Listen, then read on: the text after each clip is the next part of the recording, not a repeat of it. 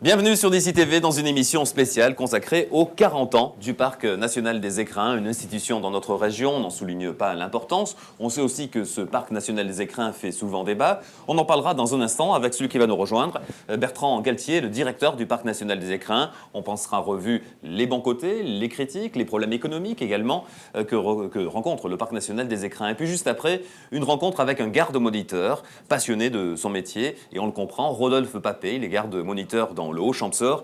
Il nous parlera des différentes facettes de son travail et entre autres de ces fameux bouquetins que vous suivez chaque jour sur DC TV grâce aux puces GPS qui ont été installées. Vous verrez d'ailleurs comment l'opération a été réalisée. Émission spéciale Parc National des Écrins.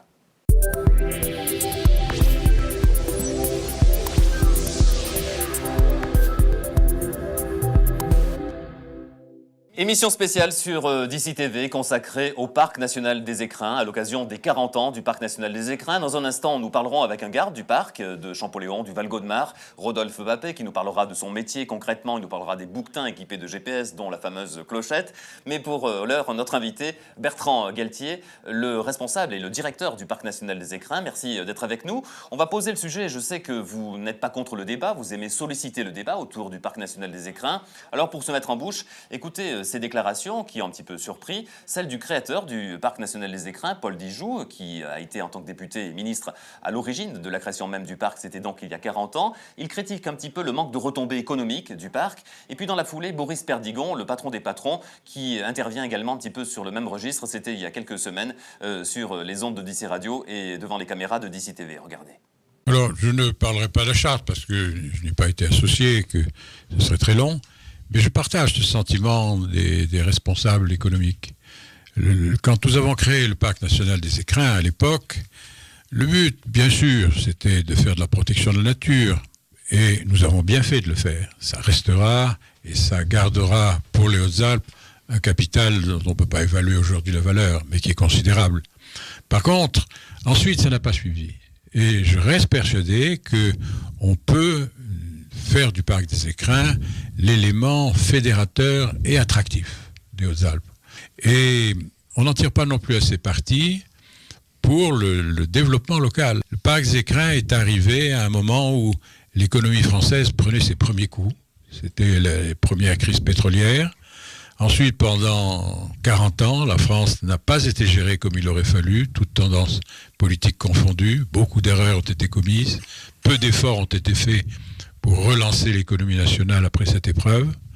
Et il n'y a pas eu assez d'argent, bien sûr, pour que l'État puisse être très actif. Et les Hauts-Alpins sont trop petits pour vraiment tirer un parti complet de ce parc. La collaboration avec l'Isère est sympathique, mais peu étendue. Encore une fois, vraiment, je pense qu'il faut vraiment considérer que le Parc des Écrins, c'est notre principal atout. Les stations de sport d'hiver disparaîtront, le parc restera. On a récemment fêté et renouvelé la charte du Parc des Écrins. Si c'est pour qu'il n'y ait plus personne dans les Hautes-Alpes, je me félicite de cette charte. Autrement dit, cette charte-là, qui a une dimension écologique, doit a priori, pour moi, avoir une dimension économique. C'est totalement absent. Si l'Aille doit fermer, si Saint-Léger doit fermer, si Ancel doit fermer, nous devons pouvoir considérer, potentiellement à terme, faire du ski au sommet du Vieux-Chaillol. Croyez-vous les choses aient été vues ainsi? Loin s'en faut, sanctuarisé, intouchable. Vous le connaissez tous, le Vieux-Chaillol, c'est magnifique, morceau de pierre qui nous chapeaute. Bon, je crois que là aussi, on a avec les gens qui nous entourent et qui prodiguent certains conseils ou certaines doctrines, on va dire ça plutôt comme ça, on a aussi un vrai travail de fond à traiter avec. Perdigon, qui est président de l'Union pour l'entreprise, c'est-à-dire le représentant des patrons dans les Hautes-Alpes, qui s'est exprimé en gros sur le même thème, on le regarde. On a récemment fêté et renouvelé la charte du Parc des Écrins. Si c'est pour qu'il n'y ait plus personne dans les Hautes-Alpes, je me félicite de cette charte. Autrement dit, cette charte-là, qui a une dimension écologique, doit a priori, pour moi, avoir une dimension économique. C'est totalement absent. Si l'Aille doit fermer, si Saint-Léger doit fermer, si Ancel doit fermer, nous devons pouvoir considérer, potentiellement à terme, faire du ski au sommet du Vieux-Chaillol. Croyez-vous les choses aient été vues ainsi? Loin s'en faut, sanctuarisé, intouchable. Vous le connaissez tous, le Vieux-Chaillol, c'est magnifique, morceau de pierre qui nous chapeaute. Bon, je crois que là aussi, on a avec les gens qui nous entourent et qui prodiguent certains conseils ou certaines doctrines, on va dire ça plutôt comme ça, on a aussi un vrai travail de fond à traiter avec. Voilà, pour ce premier chapitre, monsieur le directeur, donc des éléments un peu critiques, hein, comment vous les avez ressentis? Saint-Léger, Chaillol, Ansel, on pourrait aussi citer Orsières, Réalon, Pelvoux. Ce sont des stations de ski qui ont adhéré à la charte du Parc national des Écrins. On entend également le maire des Ors parler du Parc national des Écrins. Je crois que ce que l'on essaye de construire, et c'est ça vraiment tout l'enjeu de la charte, c'est de voir comment on peut aussi participer au développement. Mais comme le disait Paul Dijoux, c'est aussi un développement qu'on inscrit dans la durée. Donc les stations de ski, on le sait bien, le tourisme hivernal peut avoir ses difficultés, et peut-être que dans l'avenir, avec les questions de changement climatique, ces difficultés peuvent être plus compliquées, peuvent s'aggraver. Je crois que le parc des Écrins s'inscrit en complémentarité avec ce développement du tourisme. Il a aussi, comme le disait Paul Dijoux, moi je suis content qu'il mette la barre assez haut et qu'il voit dans le parc des Écrins une ambition pour les Hautes-Alpes, parce que qu'il s'agisse du tourisme, notamment le tourisme d'été, mais aussi de l'élevage, il s'agit d'un atout pour le territoire. L'élevage est à la fois une activité traditionnelle et économique pour les Hautes-Alpes, et je crois que le parc des Écrins y participe pleinement en permettant aux alpages de se pérenniser et aussi aux éleveurs de trouver des voies d'élevage, d'agriculture, de pratiques qui respectent l'environnement et qui donc assurent leur pérennité sur le long terme. Le ressenti pour autant, dont on ne sait pas l'ampleur finalement au niveau de la population, de nos concitoyens, c'est que le côté protection de l'environnement, protection de la faune, de la flore est évidemment très bien perçu, le côté aide au développement de ce territoire l'est moins. C'est justement tout l'enjeu de cette charte. Ce qu'on a quand même noté, c'est que 78% des communes nous ont fait confiance. Il s'agit d'une approbation explicite, donc des conseils municipaux. C'est un vote démocratique. Et maintenant, la balle est aussi beaucoup dans notre camp, c'est-à-dire de montrer qu'on est à la hauteur de cette confiance qui a été placée en nous et que l'on peut, sur des registres où nous avons des compétences, parce qu'on n'a pas des compétences sur tout, que l'on peut apporter quelque chose.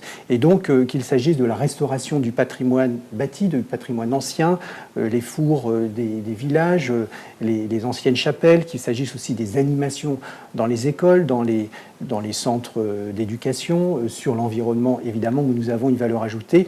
Tout ça, ça participe à la vie du territoire. Et sur ce registre-là, on a quelque chose à apporter, et un certain nombre de communes l'ont bien compris.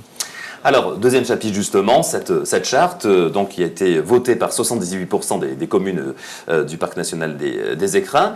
Et donc, alors vous ne serez pas surpris que les journalistes s'attardent plutôt sur le pourcentage de ceux qui n'ont pas voté, en tout cas qui a été rejeté par d'autres communes. Alors d'autres communes très concernées, d'autres moins, comme Saint-Bonnet, qui est indirectement concerné par le Parc national des Écrins. Mais il y a eu de la symbolique également. C'est le cas de Champoléon, qui s'est prononcé contre le parc, pas contre le parc, contre la charte, sachant que pour autant, quasiment tout son domaine communal, tout le territoire communal fait partie du secteur du Parc national des Écrins. Je vous propose de réécouter le bien connu maire de Champoléon. Champoléon trouve toujours 1000 manières de faire parler d'elle. La dernière, c'est ce sujet du Parc national des Écrins. Vous avez décidé à l'unanimité, je crois, votre conseil municipal, c'est ça? De ne pas adhérer à la charte? À l'unanimité, le conseil municipal a décidé de ne pas adhérer à la charte, au moins pour l'instant. Alors après, je ne sais pas... au début de l'année 2014, il y a des élections municipales, le conseil en place, il pourra décider pour adhérer plus tard. Voilà. Là, on prend la température, comme il dirait le proverbe. Alors, du coup, la conséquence, c'est que, puisque vous n'êtes plus adhérent, vous n'avez pas signé la charte du Parc national des Écrins, on vous demande d'enlever les panneaux communes du Parc national des Écrins. Et quel est votre sentiment? On est toujours dans le Parc national des Écrins, puisque la commune a 5000 hectares dans le Parc des Écrins. On n'a pas adhéré à la charte, on était en zone d'adhésion, aujourd'hui on nous change le système. On réfléchit, on prend en réflexion. Je dis pas qu'un jour on n'adhérera pas. Je suis là, je garde les contacts avec le parc parce que c'est des personnes qu'il faut garder. C'est tout. Ils peuvent nous aider à certaines choses et d'autres on n'en a pas besoin. C'est ça. On prend le temps de réfléchir. Et en attendant, il vous faut démonter les panneaux du coup? Moi je ne démonterai pas les panneaux et je ne suis pas d'accord qu'on les enlève. J'ai 5000 hectares, comme j'ai dit. Mais le parc va vous demander d'enlever les... Ou vous avez déjà demandé d'ailleurs? Il m'a demandé, mais j'ai dit que je ne les enlèverai pas. Alors maintenant, c'est à eux qui prendront la décision, mais on verra. Vous les enlevez pas, pourquoi? Je fais partie de la zone cœur du parc. La commune a la moitié de sa superficie dans le cœur du parc. Elle a 5000 hectares. Alors aujourd'hui, je fais partie du parc. Ce que vous dites, c'est pas parce qu'on n'a pas signé la charte qu'on enlève le panneau commune du parc. Non, moi non, je ne suis pas d'accord. Voilà, Lucien Escalier, le maire bien connu, une figure de Champollion. Bon, outre le côté anecdotique des panneaux ou pas du parc national des Écrins, bon, on voit bien qu'il y a toujours, mais ça existe depuis la création même du parc, hein, quand même cette défiance, entre guillemets, dans certains secteurs entre le parc et la ruralité. C'est un petit peu ça? C'est comme ça que vous le ressentez? Défiance peut-être, donc enfin Lucien Escalier a dit qu'il réfléchissait. En tout cas, moi je ne vais pas commenter les décisions des conseillers municipaux, ce sont des décisions démocratiques, nous avons eu le temps d'en discuter, ce sont des choix souverains qui ont été faits. Ce qui est sûr, c'est que comme il l'a dit, nous restons en contact avec les communes qui n'ont pas adhéré. Le choix qu'elles ont fait, c'était de ne pas travailler avec le parc, de ne pas avoir de partenariat avec le parc. Donc c'est un choix que nous respectons. Nous n'allons pas nous battre pour travailler avec des gens qui ont dit explicitement qu'ils ne souhaitaient pas travailler avec nous. Comme vous le savez, la porte est toujours ouverte puisque dans 2 ans maintenant, les communes qui n'ont pas adhéré peuvent solliciter leur adhésion. Donc dans ce cadre-là, nous avons toujours avec elles un dialogue convivial et tout à fait serein pour essayer de mieux nous connaître. Et comme le parc a 40 ans, c'est à la fois beaucoup et pas beaucoup, nous pensons que le parc va durer un certain temps encore et que nous aurons l'occasion de renouer des partenariats avec ces communes. Pour l'anecdote, le sujet des panneaux, finalement, ça s'est terminé comment? Alors, ça n'est pas terminé. Ils y sont toujours là. Oui, je crois qu'ils y sont toujours. Ce qu'il faut savoir, c'est que nous, notre métier, c'est de travailler avec les communes adhérentes. Donc moi, je pense que je serais en faute si je demandais aux agents du parc de passer tout leur temps sur des problèmes de panneaux des communes non adhérentes. Simplement, pour dire les choses assez clairement, en fait, l'appellation commune du parc national est une appellation protégée qui est liée à l'adhésion des communes, et donc qu'il y ait du cœur ou non. Donc c'est une question juridique, factuelle, enfin il n'y a aucun jugement ni d'avis personnel du directeur du parc lorsque je dis ça. Il y a une appellation protégée qui dit qu'on peut bénéficier de l'appellation commune du parc national dès lors que l'on a adhéré. Ensuite, il faut le temps d'expliquer, le temps de discuter, mais pour moi, ce n'est pas un enjeu majeur par rapport à tous les problèmes qui se posent, et notamment l'appui aux communes adhérentes qui reste notre priorité. Alors dans cette émission spéciale Parc national des Écrins à l'issue de cette année des 40 ans, il est opportun de parler pour autant des difficultés actuelles au niveau financier et à venir, que pressenties en tout cas. On sait que comme dans beaucoup de domaines, c'est un petit peu la peau de chagrin, c'est-à-dire que les moyens se réduisent. C'est entre autres ce qu'a évoqué votre président, c'était il y a quelques jours lors d'un conseil d'administration, le président du parc, Christian Pichou. C'est la nécessité également de conserver des marges d'action. Si l'on veut que le personnel ait des moyens d'action pour travailler, il faut forcément réduire un petit peu la masse salariale, sachant que le Parc national des Écrins est celui qui a le plus d'agents en France parmi l'ensemble des parcs nationaux. C'est celui qui jusqu'à présent était le mieux doté. Donc il y a certains postes qui ne seront pas renouvelés lors du départ de leur titulaire. 5 postes, vous l'avez dit. Ça fait partie des efforts qui sont demandés aujourd'hui à la fonction publique. La période des vaches maigres, hein, monsieur le directeur, c'est ça? Oui, effectivement, le parc des Écrins, comme les autres parcs nationaux, comme beaucoup d'organismes publics, est soumis à des restrictions de crédit. Et donc, comme l'a dit le président Christian Pichou, on va être amené à réduire les effectifs, à ne pas remplacer un certain nombre de personnes qui partent à la retraite. Pour autant, nous avons comme soutien, et c'est très important, l'ensemble des communes qui ont adhéré. Donc tous les moyens que nous avons, nous les mettrons à la disposition de la protection du cœur et à leur disposition. Et bien sûr, nous concentrons sur un certain nombre de priorités. Nous allons essayer de mutualiser davantage nos moyens avec les autres parcs nationaux. Et nous recherchons aussi d'autres financements. Et sur les projets, notamment ceux que nous avons prévus en 2014, nous avons des appuis des fonds européens, du FEDER, du Conseil régional, du Conseil général, notamment pour différents... Par exemple, vous savez que sur les sentiers, hein, nous avons évidemment, c'est une priorité, nous avons développé un système en ligne pour connaître les sentiers. Eh bien, nous allons le porter sur smartphone l'année prochaine grâce à des financements européens et du Conseil régional PACA, que je remercie d'ailleurs au passage. Donc la motivation est toujours là et nous faisons face à cette situation que je crois beaucoup comprennent, puisque malheureusement toutes les structures publiques sont aussi dans cette situation. Alors parmi les initiatives remarquées à l'occasion des 40 ans du parc, d'ailleurs ce n'est pas forcément lié, ces fameux bouquetins équipés de GPS. Alors ça a fait parler, et vous avez vu que DC TV s'en a emparé, puisque chaque jour maintenant on suit, alors j'ai plus les prénoms, vous les avez peut-être de mémoire, je ne sais pas, Choupette je crois, ou bref, on suit les 3 bouquetins, trois d'entre eux, équipés de GPS dans les écrins.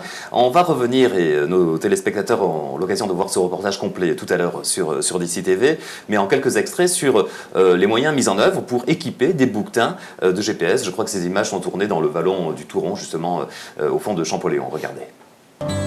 On va préparer là le mélange anesthésique. Donc c'est un mélange assez classique chez les ongulés qu'on appelle mélange Elabrune. Donc techniquement c'est un mélange de xylazine et de kétamine. Donc c'est un produit, c'est vraiment un neuroleptique, c'est-à-dire c'est pas un anesthésique au sens propre. C'est-à-dire que les animaux ils dorment pas complètement, ils gardent une certaine vigilance, ce qui est plutôt intéressant pour les fonctions végétatives, puisqu'on a des ruminants, il faut qu'ils puissent évacuer les gaz. Et puis bon, quelquefois comme ils sont dans des pentes un peu raides, ça leur permet de garder une vigilance pour se tenir et pour ne pas rouler dans la pente.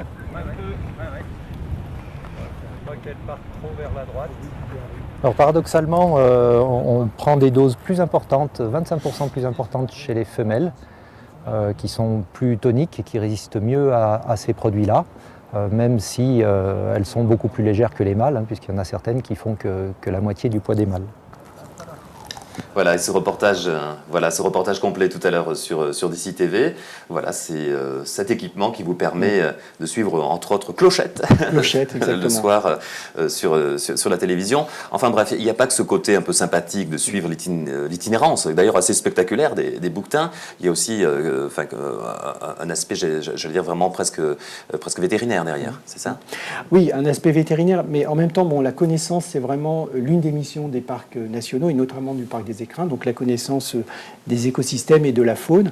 Et ensuite, ce qui est très important, ce que vous faites d'ailleurs très bien, c'est de restituer ces résultats au grand public, de façon à le motiver, à l'intéresser par rapport à tout ce qui se fait dans le parc des Écrins. Et donc, il est important que ce soit fait selon des méthodes les plus rigoureuses possibles, pour que ce qui sort, ce qui est exploité non seulement par des laboratoires de recherche, mais ce qui est également découvert par le grand public soit de la meilleure qualité possible. Et donc cette opération bouquetin participe de cette logique.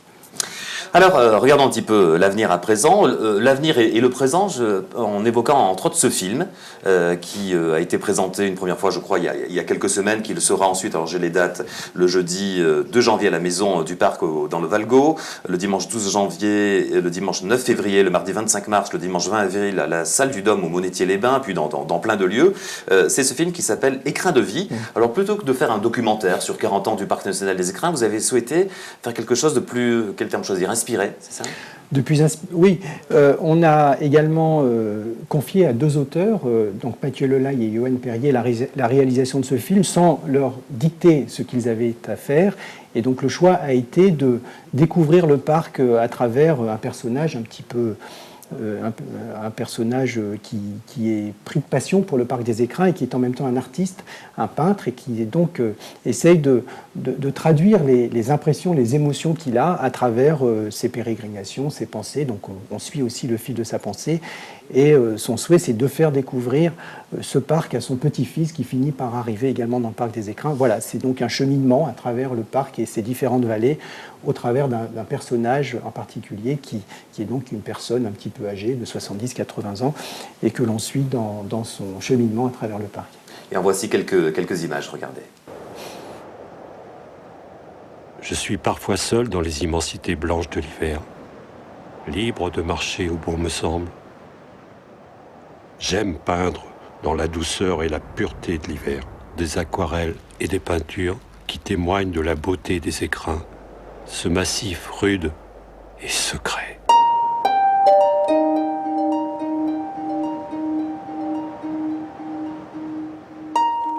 La vie moderne, trépidante, m'a longtemps étouffé.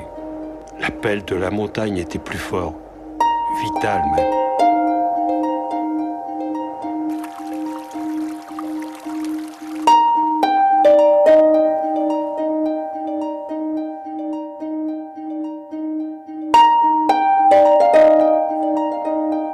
J'ai toujours appris qu'il fallait laisser la nature venir à soi, attendre et se faire oublier. Oui, là aussi, vous avez surpris, mais vous aimez bien le débat, susciter le débat, hein, parce que certains s'attendaient au documentaire, création tel jour, le ruban, etc. Non, c'est pas comme ça, hein, c'est une autre vision du parc. On cherche autre chose, oui, tout à fait. Oui. Et puis on espère que c'est ça qui fait qu'on est aussi apprécié et qu'on arrive à mieux faire comprendre ce que l'on fait.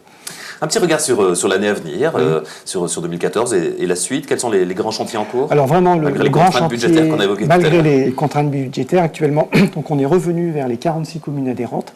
Et avec chacune d'entre elles, on a identifié les actions que l'on va conduire avec elles sur les 3 ans qui viennent. Et donc, on s'est donné déjà comme feuille de route pour les prochaines semaines de signer avec elles une convention de partenariat sur 3 ans qui définira très précisément les actions de mise en œuvre de la charte. Donc il y a à peu près 450 actions, donc ça fait une petite moyenne de 10 par commune, et qui donneront lieu chacune à des partenariats et des conventions.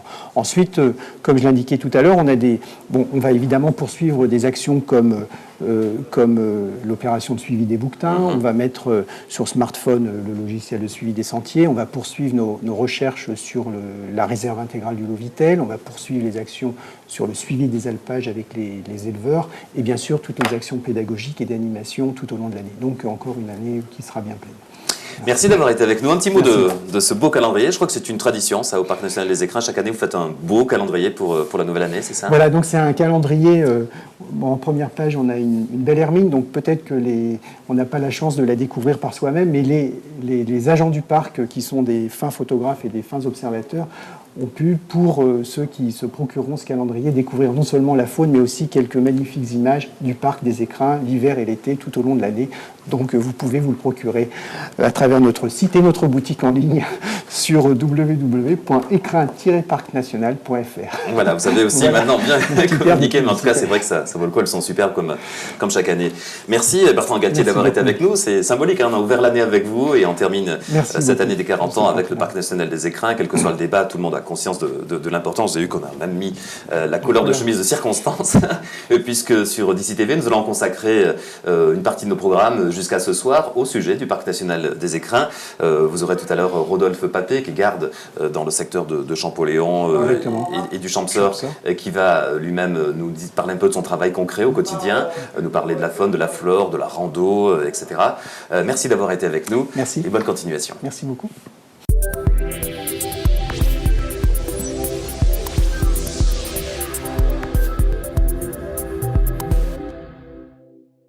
Merci encore, monsieur le directeur. Dans un petit moment, on va continuer à parler du Parc National des Écrins. On va accueillir ici même dans nos studios Rodolphe Papé, garde-moniteur au Parc des Écrins.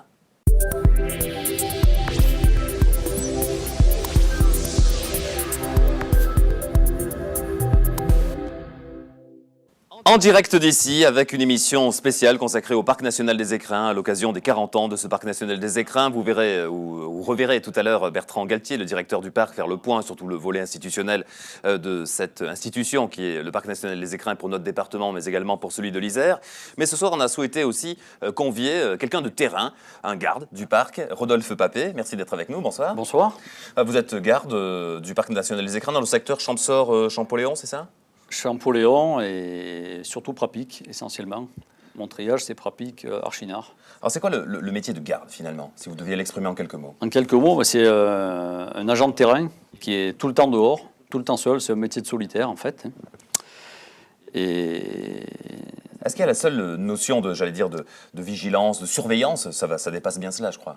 Mais en fait, le gros du travail, c'est d'être dehors, de connaître le territoire et de savoir ce qui s'y passe. Et on est là, en fait, comme si on était un peu une sonnette d'alarme, on est là un peu en alerte, en sentinelle, pour voir si tout se passe bien, s'il n'y a pas des choses qui dépassent à droite, à gauche, s'il n'y a pas... La connaissance du terrain, c'est ça, on va dire, le métier de base. Avec quelquefois, pas très loin, le carnet de PV aussi, ça existe. Hein, mais c'est voilà, la pratique la plus courante, peut-être.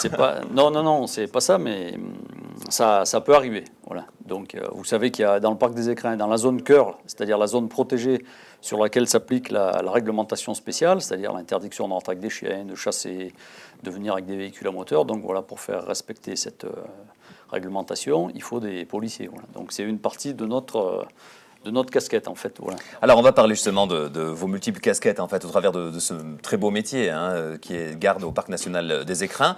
On va le faire au travers de divers sujets et d'abord le sujet qui fait le buzz depuis maintenant quelques bons mois, les bouquetins équipés de GPS. Alors là, nos téléspectateurs les suivent chaque jour sur DC TV, en particulier Clochette ou Bambinette qui bouge beaucoup. HK. Alors il y en a une qui bouge particulièrement, c'est une qui a fait des gros déplacements, qui a fait quelque chose des déplacements un peu spectaculaires, c'est Bambinette. On l'a capturée au niveau des clos à Champoléon et elle est restée là à peu près 15 jours et à la fin du printemps, elle est partie directement en direction du Giugiobernay. Elle a passé tout l'été au Giugiobernay et puis là, elle est revenue tout doucement au mois de novembre. Elle est de nouveau au-dessus des clos à Champoléon. Alors on va revoir cette histoire, ce travail en fait autour des bouquetins en images. Regardez.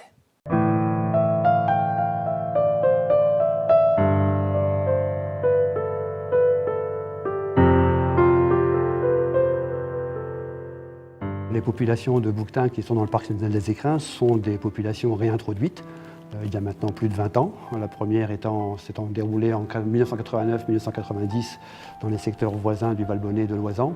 Elles s'inscrivent dans un schéma plus large de restauration des populations de bouquetins dans les Alpes françaises, coordonné par un groupe national qui s'appelle le Groupe national bouquetin et dont le parc national des Écrins est membre.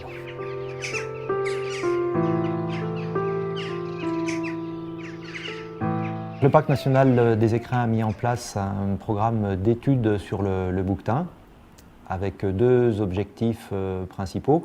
Le premier qui est de faire un point sur l'état sanitaire des populations du parc et puis le deuxième d'acquérir une connaissance sur l'utilisation de l'espace pour ces animaux.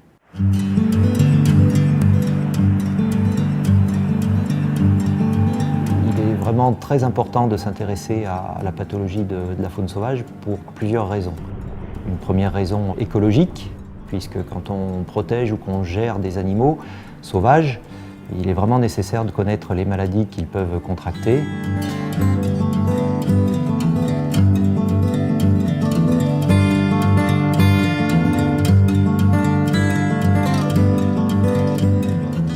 Deuxième raison, c'est une raison économique. On sait qu'il y a des maladies communes entre les animaux sauvages et les animaux domestiques. Et on sait aussi que réglementairement, la présence et l'existence de certaines maladies dans les populations sauvages peut remettre en cause le commerce des animaux domestiques. Donc il y a des enjeux économiques très importants.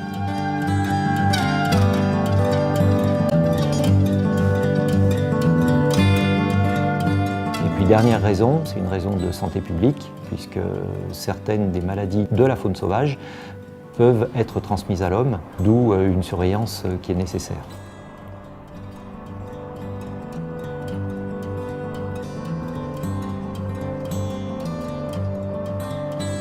On va préparer là le mélange anesthésique. Donc c'est un mélange assez classique chez les ongulés qu'on appelle mélange Elabrune. Donc techniquement c'est un mélange de xylazine et de kétamine. Donc c'est un produit, c'est vraiment un neuroleptique, c'est-à-dire c'est pas un anesthésique au sens propre, c'est-à-dire que les animaux ils dorment pas complètement, ils gardent une certaine vigilance, ce qui est plutôt intéressant pour les fonctions végétatives, puisqu'on a des ruminants, il faut qu'ils puissent évacuer les gaz. Et puis bon, quelquefois comme ils sont dans des pentes un peu raides, ça leur permet de garder une vigilance pour se tenir et pour pas rouler dans la pente. Qu'elle parte trop vers la droite. Alors paradoxalement, on prend des doses plus importantes, 25% plus importantes chez les femelles, qui sont plus toniques et qui résistent mieux à ces produits-là, même si elles sont beaucoup plus légères que les mâles, puisqu'il y en a certaines qui font que la moitié du poids des mâles. Donc on va mettre le petit pompon qui assure la stabilité de la flèche au cours du tir. Voilà, donc c'est que des flèches mâles. D'accord, ok. Là, quand on fait des opérations de capture et qu'on relâche les animaux directement, on a finalement assez peu de problèmes.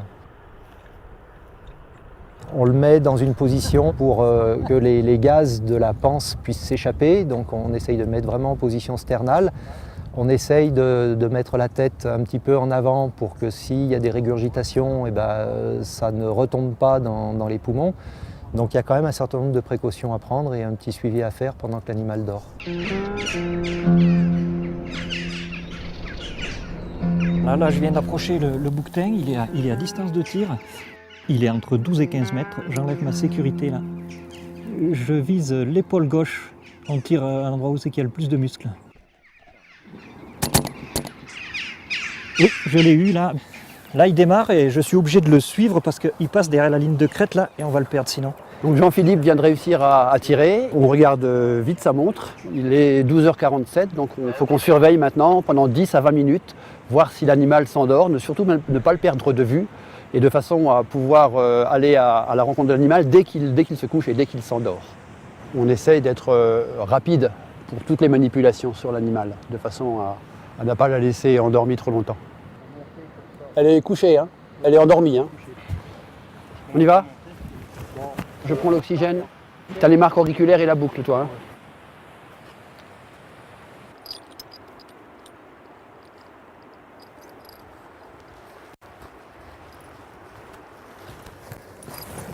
C'est pas, il a vu la arrière. Tu lui attaches les entraves. Là, voilà.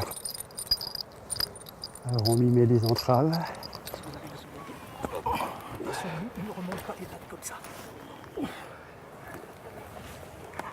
Voilà, collier après. Tu te sens pour les mesures. On fait effectivement au moment de la capture un certain nombre de prélèvements, donc des prélèvements de sang qui permettent de faire des études génétiques, mais aussi de rechercher les anticorps de certaines maladies. On fait des prélèvements de crottes qui permettent là aussi de déceler la présence de certaines maladies et de parasites éventuels. On fait des écouvillonnages au niveau de l'œil parce qu'on a eu des épisodes de kératoconjonctivite, qui est une maladie qui touche l'œil chez les ongulés sauvages. Donc on veut savoir s'il en reste des traces. Donc longueur totale 87. Une bête qui est dans sa 12e année. Et puis on fait également beaucoup de mesures biométriques, la longueur de l'animal, la longueur des mandibules, la longueur des pieds. Et surtout, on fait beaucoup de mesures sur les cornes. Parce que les cornes, c'est un petit peu le carnet de santé du bouquetin. La pousse de la corne, elle est proportionnelle à l'état physique de l'animal. C'est très important pour avoir une idée de l'état de santé global de la population. Il est magnifique. 75. Et rouge noir. Ok. Ce collier, c'est en fait un GPS qui va permettre de localiser l'animal de façon récurrente. Et ensuite, ces données qui seront de toute façon stockées dans le collier sont retransmises par un réseau téléphone satellite. Sur une femelle qu'on a capturée il y a maintenant 3 semaines, et dont le numéro de collier est le 4181, on l'a capturée ici, dans la vallée de Champoléon, au mois d'avril. Elle a déjà traversé et elle est partie sur le secteur voisin, qui est le secteur du Val-Gaudemar. Donc elle a déjà traversé toutes ces crêtes ici, pour aller rejoindre ce qu'on peut supposer peut-être être ces quartiers d'été, les zones où elle va mettre bas. On peut vraiment suivre à la fois les zones qu'ils utilisent pour se déplacer et puis définir leurs domaines vitaux de l'hiver comme de l'été. Donc on n'a plus qu'à attendre qu'elle se réveille, ce qui se produit généralement assez vite.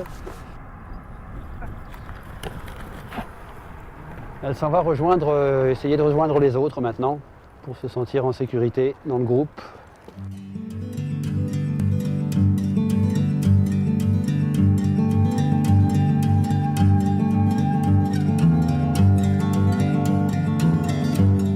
Suite aux différentes opérations de réintroduction que l'on a menées dans les écrins, la population totale sur le massif est estimée à environ 600 ou 700 animaux.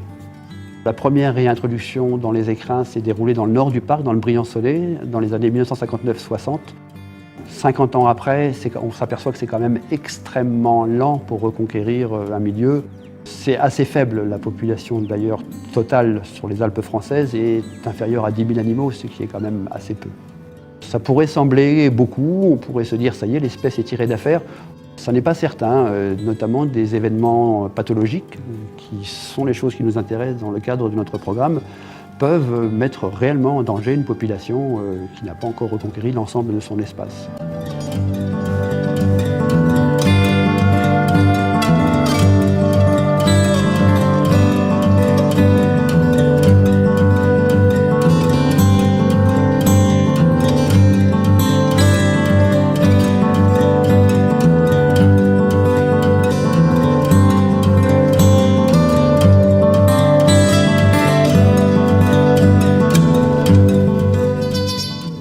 Très belles images de Claude Andrieux dans ce lieu magnifique, qui est cette partie de Jean-Paul-Léon, le Touron, au pied du vieux Chaillol, au pied des Moutières, etc. C'est des acteurs que vous connaissez par cœur, chaque pierre, non, Rodolphe? À peu près, on commence. Pour les bouquetins, il faut savoir donc, que ça a été vraiment l'un des travaux concrets du parc. Là, c'est une réintroduction, en fait. C'est tout à fait une réintroduction qui a eu lieu en 1995 de 30 animaux qui sont venus de Vanoise. Et maintenant, qu'on compte par plusieurs centaines, plus de 200 dans votre secteur, je crois. Le dernier comptage de l'année dernière, de l'hiver dernier, c'était 218 bouquetins pour toute la colonie, entre ceux de Champollion et on va dire le petit noyau du Juot-Bernay, Béassac. Alors vous savez maintenant comment on fait pour suivre chaque jour sur DC TV les bouquetins. Grâce à votre travail, entre autres, on a bien vu que le sujet était bien plus important que le seul suivi de l'itinérance des bouquetins. Vous parlez de ce travail de garde qui a multiples facettes. On a vu tout à l'heure le travail sur les bouquetins que grâce à vous, nous pouvons suivre chaque jour sur DC TV grâce aux puces GPS. Bon, la faune, c'est évidemment hyper important. L'été, évidemment, mais aussi l'hiver, parce que la pratique du ski de rando se développe dans nos massifs. Oui, la pratique du ski de randonnée se démocratise et elle devient accessible en fait à tout le monde. Le matériel devient de plus en plus technique, de plus en plus léger et du coup on peut s'aventurer un peu de partout. Là-dessus se greffent, on va dire, les réseaux sociaux qui amènent énormément de monde sur certains circuits. Et là-dessus, on va rentrer, on va dire, un peu en compétition avec un oiseau qui s'appelle le tétralyre, qui lui aussi affectionne les zones de neige fraîche, de poudreuse. Et donc à ce moment-là, dès que les skieurs descendent dans la poudreuse, ils vont faire envoler les tétralyres qui, eux, ont besoin de rester isolés dans les... En fait, ils font des loges, ils font des igloos dans la neige pour éviter les déperditions de neige. Donc eux, quand ils sont là-dedans, ils ont besoin de rester au calme. Alors pas facile pour les randonneurs de savoir où sont les tétralyres, en fait. Donc il y a peut-être une initiative à prendre pour les informer des lieux de prédilection des tétras. Voilà, tout à fait. C'est vrai qu'à la décharge des skieurs, les endroits qui sont concernés par ces tétras, par ces zones d'hivernage, on va dire carrément le terme, les gens ne sont pas forcément au courant de leur localisation. Donc il va falloir, je pense, cette année, on va essayer de matérialiser un peu sur des cartes ces endroits et expliquer aux gens, en fait, dès qu'on descend dans un versant, on peut descendre à un endroit et éviter l'endroit où il y a la zone d'hivernage. Donc ça concerne quelques coins dans le massif, c'est vraiment pas de partout, mais bon, voilà. C'est un point de vigilance. Alors parmi le travail réalisé par le Parc des Écrins et ses gardes, quelquefois même d'une manière un peu extra-professionnelle, il y a le travail autour des rapaces. Alors vous faites du comptage, ça c'est nécessaire évidemment, mais également du lâcher de rapaces. Nous en avons suivi un, c'est votre collègue d'Embrun, je crois, Christian Coulouni, qui s'en est occupé. Tout à fait. On l'écoute et on regarde. Aujourd'hui, c'est un petit peu la fête après qu'on ait récupéré, grâce à Michel Fizel, des animaux un petit peu en détresse, et il les a retapés dans son centre. Eh bien, c'était le jour où on va leur rendre la liberté. Et aujourd'hui, c'était une opération publique, mais pas toujours. Parfois, on a des opérations plus confidentielles, on va dire, dans le cas d'oiseaux un peu compliqués, qui subiraient un stress trop fort. Pour moi, une journée comme celle-ci, c'est pas seulement le plaisir de voir ces oiseaux reprendre leur vie, mais c'est aussi de voir les yeux qui brillent de tous les gens qui sont là.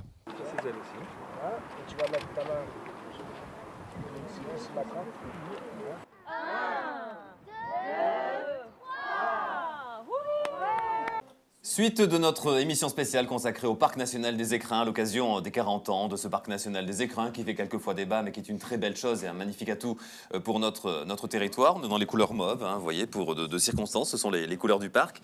Celle que porte notre invité Rodolphe Papet qui est garde-moniteur au Parc National des Écrins. Alors on dit toujours garde, mais garde-moniteur ça veut dire qu'il y a ce côté pédagogique aussi. Voilà, c'est ça, c'est tout à fait ça. C'est pour faire un peu moins policier au départ, on va dire, prenant les choses comme elles sont. Oui, on est amené aussi à amener des enfants dans la montagne pour leur expliquer la nature, les écosystèmes, etc. Alors ce côté policier, il existe quand même sur 2-3 sujets. Si on devait isoler les dossiers importants sur lesquels vous êtes missionné en disant là, il faut vraiment être très vigilant. En fait, par exemple, moi, sur mon secteur, c'est pratique, c'est on va dire le circuit du saut du Lair. Le fond du Champsor. Le fond du Champsor, voilà, c'est le passage obligé pour tous les touristes une fois dans leur séjour, on va dire. Donc c'est un endroit, il y a à peu près 1000 personnes par jour. Et là, on est quand même vigilant à ce que personne rentre avec des chiens. Parce que sinon, c'est des allées et venues de chiens tout le long et ça en finit plus, quoi. Et puis après, il y a des contrôles un peu plus anecdotiques qui font partie en même temps un peu du folklore local, etc. Vous voyez déjà que ce à quoi je pense au Génépi. C'est certes un point de vigilance, mais il y a une espèce de... Ça se fait un peu dans la bonne humeur plutôt, je crois, hein, surtout. Oui, ça se fait dans la bonne humeur, oui, bien sûr. Bon, de toute façon, depuis l'adoption de la charte, des nouveaux textes qui régissent les parcs nationaux, donc c'est la réglementation à l'intérieur, c'est la même que celle de l'arrêté préfectoral, dans le sens où on a le droit de cueillir une centaine de brins de génépi à l'intérieur du cœur de la zone protégée. Chose qu'avant, on n'avait pas le droit. Donc, quand même, mine de rien, cette fameuse charte qui a fait beaucoup parler, elle a apporté des droits supplémentaires pour les gens. En fait, sous toute réserve, là aussi, ce que vous contrôlez, c'est qu'il n'y a pas commerce de fait, c'est que l'usage et la tradition puissent se perpétuer, mais sans que ça devienne du business, si je puis dire, c'est ça? Ben, tout à fait. Enfin, dès qu'on a une consommation familiale, personnelle, on va ramasser 100 brins, 150 brins, il n'y a rien à dire là-dessus. Là où il faut faire attention, c'est... Il ne faut pas qu'il y ait un commerce qui se crée pour alimenter les distilleries locales ou extra-alpines pour faire le commerce. Voilà. Après, de toute façon, c'est toujours pareil. Il y a un arrêté pour essayer de faire attention, pour que les gens prennent en compte toutes ces recommandations et fassent attention. Après, le jour où tout est raclé, où il n'y en a plus, de toute façon, voilà, le commerce s'arrêtera de lui-même. Hein. Il faut bien le ramasser aussi, ça compte. Hein. Voilà, donc il y a des consignes, on va dire, que tout le monde connaît. Au moins ceux qui vont ramasser du génépi, c'est de laisser des brins sur chaque touffe, on va dire, quelques brins pour que les graines puissent essaimer, et le couper avec un ciseau ou avec un couteau. Il faut éviter d'arracher des grosses poignées, la grosse touffe. Le seul problème, moi qui de temps en temps vais sur les crêtes où il y a du génépi, la grosse touffe, elle est toujours au bout du bras et où on n'a pas forcément le ciseau comme il faut. Voilà. Donc, ni de prise d'ailleurs, d'où le danger d'aller ramasser du génépi. Chaque année, on constate des accidents mortels pour ramasser une touffe de génépi. Cette année, il y en a eu dans le Queyras, si j'ai bonne mémoire. Alors le génépi, ça se ramasse cette saison, hein, on va dire fin juillet, début août, dans le secteur. On va changer d'ambiance. Si vous voulez bien, on va mettre la veste. Allez. On va passer en saison hivernale. Avec une image que vous avez faite d'ailleurs hier, hein, je crois. Ce matin. Ouais. Ce matin, avec cette neige fraîche au fond de pratique, je crois. C'est ça, on voit c'est le vallon du tombeau du poète. Là en haut, on voit le lac des Estaris. Bon, bien entendu, là on ne le voit pas. Là, c'est le Roc d'Iolon. À propos justement de belles images du Parc national des Écrins, on va se faire plaisir et regarder ce film qui a été réalisé à l'occasion des 40 ans du parc. Le film en entier, vous le verrez bientôt sur DC TV. Voici sa présentation. Le film s'appelle Écrins de vie. Je suis parfois seul dans les immensités blanches de l'hiver, libre de marcher où bon me semble. J'aime peindre dans la douceur et la pureté de l'hiver, des aquarelles et des peintures qui témoignent de la beauté des écrins, ce massif rude et secret.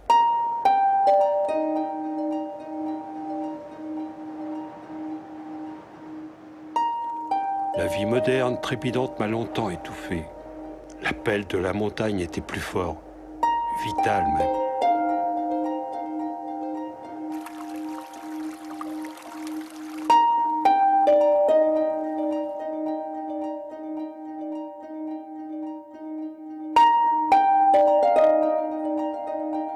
J'ai toujours appris qu'il fallait laisser la nature venir à soi, attendre et se faire oublier.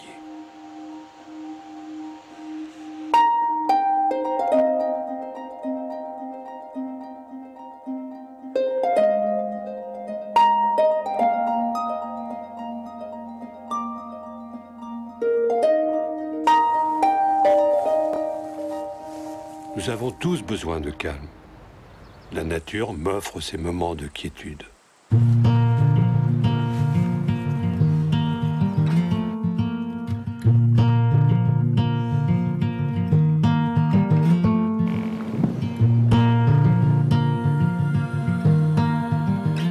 J'aimerais tant enfin rencontrer Tom et lui faire partager tout ce qui fait la richesse et la beauté de mon cadre de vie. Les montagnes des écrins que j'aime tant. Je voudrais que leur beauté perdure à jamais. Elle fait le cochon pendu. D'accord.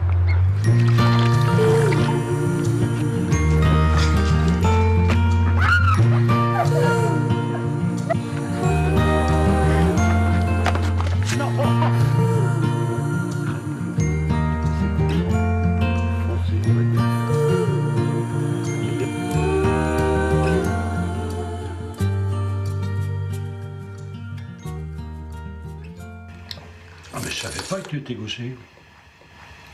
J'ai toujours été gaucher, tu le savais pas. Ben non.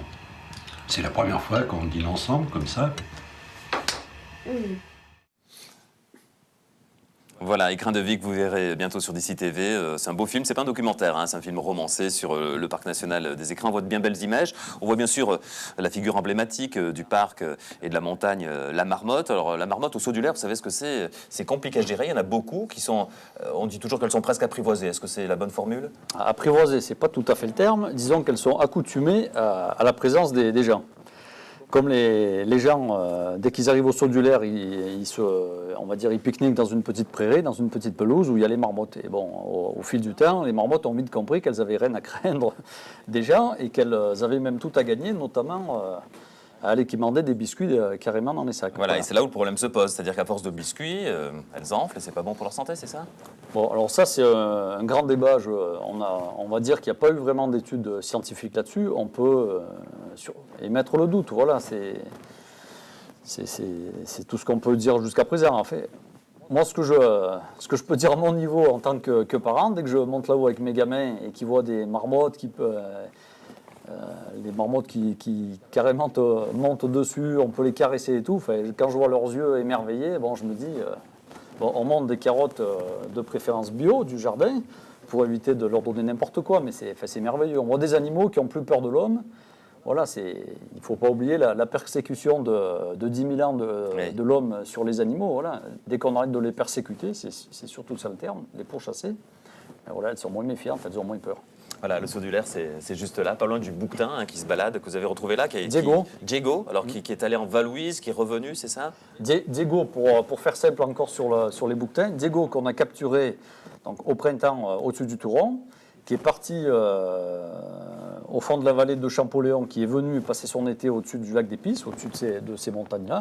Il a passé tout son été là. Il est parti passer une partie de l'automne sur Champoléon au niveau du près de la Chaumette, oui, en bas, sous le col du pas de la Cavale. Et il a basculé, fin novembre, il a fait un petit aller-retour de 10 jours au niveau de Valouise, carrément. Hein. Et il est revenu passer l'hiver là, il est dans ce petit tas de rochers, en sachant qu'il y a un groupe de 10 bouquetins, des femelles et des jeunes, dans un autre à côté. Là. C'est important aussi qu'il neige, hein, j'imagine, pour la faune et la flore, ça fait partie du cycle normal. Ça fait partie du cycle naturel, tout à fait. Hein. L'hiver, c'est quoi le travail? Je crois que vous rendez un travail extra, en marge un petit peu de vos activités classiques. Vous travaillez pour EDF, mais également pour la nivologie, c'est ça? Voilà, c'est ça. On a 2 conventions qu'on a passées déjà, ça fait à peu près 30 ans, depuis la création du parc. On a deux missions. En fait, on fait des mesures pour EDF, c'est-à-dire qu'on fait des carottages sur certains sites au niveau de la vallée du Champsaur pour estimer les réserves d'eau pour les barrages hydroélectriques. Donc ça, c'est avec EDF. Voilà, pour eux, ils anticipent, ils voient les réserves, savoir s'ils lâchent, s'ils réservent. Enfin, ça, c'est leur... Nous, on fait les mesures. Après, eux, ils en font ce qu'ils ont besoin. Et la deuxième chose, c'est tous les lundis matins, on fait des mesures de neige, là, c'est-à-dire qu'on fait des sondages par battage pour mesurer la résistance de la neige, la configuration de la neige, la taille des cristaux, à quoi ça ressemble, pour les bulletins de risque d'avalanche. Oui, un lien direct avec Météo France. Ouais. Et avec la neige. Donc là, l'hiver, en ce moment, c'est toutes les missions liées à la neige. Donc lorsqu'on dit que le risque estimé de 4 sur 5, 3 sur 5, etc., vous participez de ce diagnostic. Ouais, c'est ça. À l'échelle de l'arc alpin, il y a il y a à peu près, on va dire une trentaine de sites de référence, avec des expositions différentes et des altitudes différentes aussi, pour avoir une vision globale du massif. Et c'est tous les matins, sur tout l'arc alpin, les 30 sites, c'est toutes ces mesures, toutes ces séries de mesures alimentent cette base de données et c'est avec ça qu'on édite les risques. Allez, on va changer de saison. On passe un beau jour. Hein. Pour l'instant, on n'a pas envie, on a plutôt envie de neige, mais on va passer au beau jour et revenir avec ce beau lac, le doigt de Dieu juste là de la neige. Le doigt de Dieu, c'est pas celui-là, hein. C'est celui-là, c'est celui de la neige. Pour parler du travail aussi au printemps et à la belle saison, un travail qui se fait entre autres au niveau des prairies. Regardez.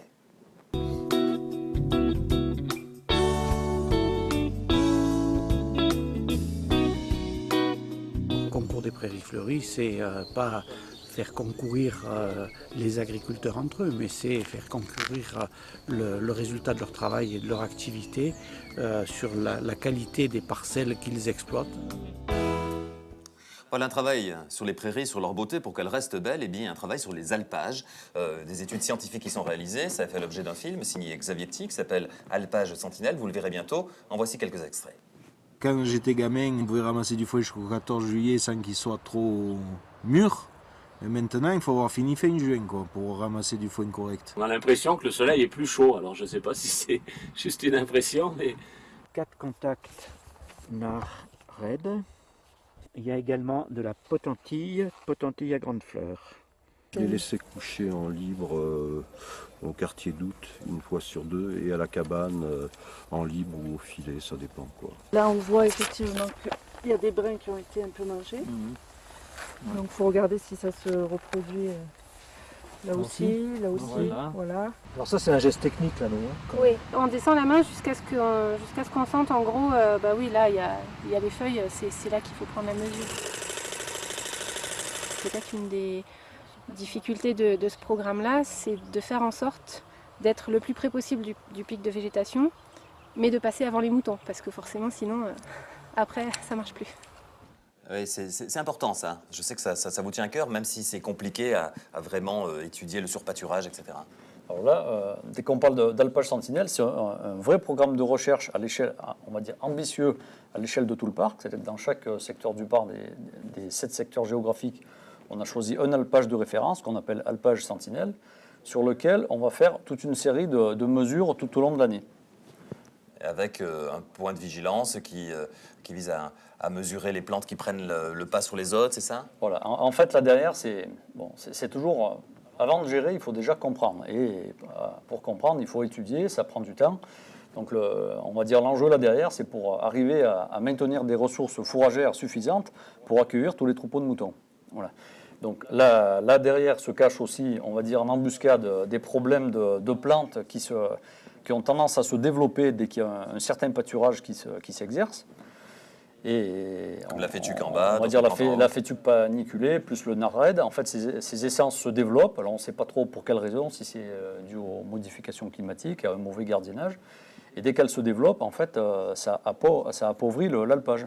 Et à terme, au lieu de mettre, allez, on va dire, 1500 brebis, on pourra en mettre que 800. Donc, le but là derrière, c'est de maintenir une capacité de charge suffisante pour pouvoir accueillir tous les troupeaux locaux d'ovins du pays. Et profiter dans les meilleures conditions de ce lac sur lequel nous sommes pour cette soirée, de ces magnifiques montagnes. Je vous invite d'ailleurs, à propos de belles images, à découvrir le calendrier traditionnel du Parc national des Écrins. Celui de cette année est toujours aussi réussi, on y trouve de très beaux paysages. Je vous en montrerai un grand classique, les marmottes, c'est du grand classique. La barre des Écrins, évidemment, du refuge, là, c'est ça en face, ça. Du glacier blanc. Bref, n'hésitez pas à vous jeter sur ce calendrier, il est très réussi comme chaque année. On vous remercie d'avoir été avec nous, Rodolphe. Merci à vous. Bonne continuation. À bientôt. Au programme demain, ski de rando.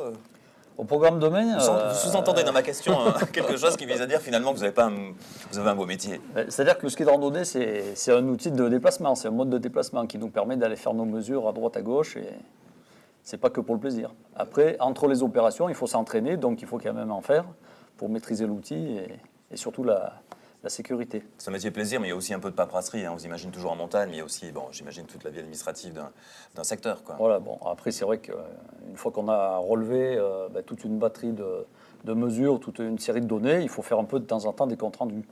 Bon. Ça demeure un beau métier. Merci d'avoir été avec nous. On va prendre, pour terminer, des nouvelles de nos bouquetins quand même, où on est clochette, par exemple. On va regarder où ils en sont. Ils bougent toujours autant. Ils ont la bougeotte, c'est incroyable. Ils ont la bougeotte. Bon, là, avec les chutes de neige, ils devraient quand même se calmer. Ce qu'on peut préciser par rapport au bouquetin, c'est qu'il y a 4 localisations GPS par jour et un transfert de données via les téléphones satellites GSM des 4 localisations. Donc on a vraiment une précision extrême de la position de toutes nos bêtes. Merci encore d'avoir été avec nous. Merci, de ces bouquetins et du Parc national des Écrins. Bien, vous en aurez de nouvelles très souvent sur DCTV, votre télévision, la télévision des Hautes-Alpes et de l'Ubaye, celle qui vous regarde.